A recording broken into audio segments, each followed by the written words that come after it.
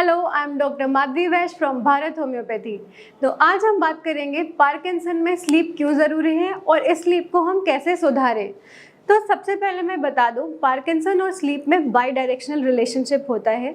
जैसे अगर किसी की स्लीप नहीं पूरी है या डिस्टर्ब स्लीप है, उसकी वजह से पार्किंसन डिजीज़ बढ़ सकती है। और अगर किसी को पार्किंसन डिजीज़ है तो उसकी स्लीप नहीं भी कंप्लीट हो सकती है, डिस्टर्ब्ड हो सकती है। आइए हम जानते हैं कि पार्किंसन डिजीज़ में स्लीप का क्या रोल है और कैसे। सबसे पहले मोटर फंक्शन डिस्टर्ब होता है पेशेंट का अगर उसकी स्लीप पूरी नहीं है तो 70% केसेस में पाया गया है कि अगर स्लीप पूरी नहीं हो रही है पेशेंट की तो उसके ट्रेमर्स बढ़ सकते हैं, बॉडी में रिजिडिटी आ सकती है, इस तरह के सिम्टम्स देखने को मिल सकते हैं।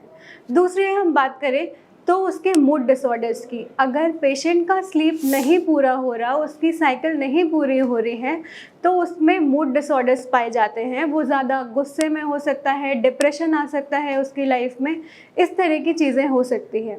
तीसरी हम बात करते हैं कॉग्निटिव फंक्शन की।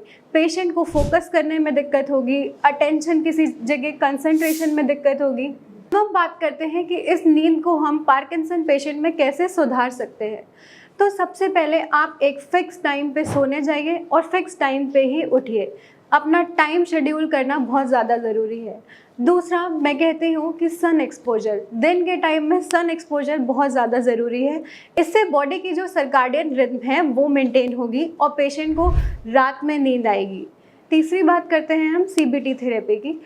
सीबीटी थेरेपी काफ़ी यूज़फुल है पार्किंसन के पेशेंट में स्लीप लाने के लिए, स्लीप इंड्यूस करने के लिए। सोने से पहले पेशेंट को डीप ब्रीदिंग एक्सरसाइज, मेडिटेशन या कोई लाइट स्मूदिंग सॉन्ग सुनना चाहिए ताकि वो उसका माइंड रिलैक्स रहे और उसको एक अच्छी नींद आ सके।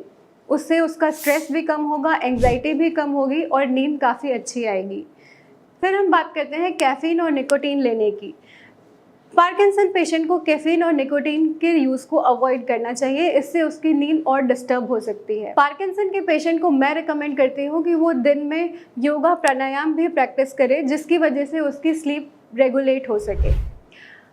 आज हमने बताया कि स्लीप का क्या रोल है पार्किंसन डिजीज़ में और इस स्लीप को कैसे सुधारा जा सकता है। अगर आप या आपका कोई जानने वाला पार्किंसन जैसे डिजीज़ से सफ़र कर रहा है तो आप ये सारी चीज़ें प्रैक्टिस कर सकते हैं स्लीप को अच्छा करने में।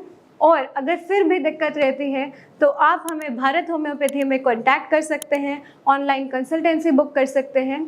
Thank you.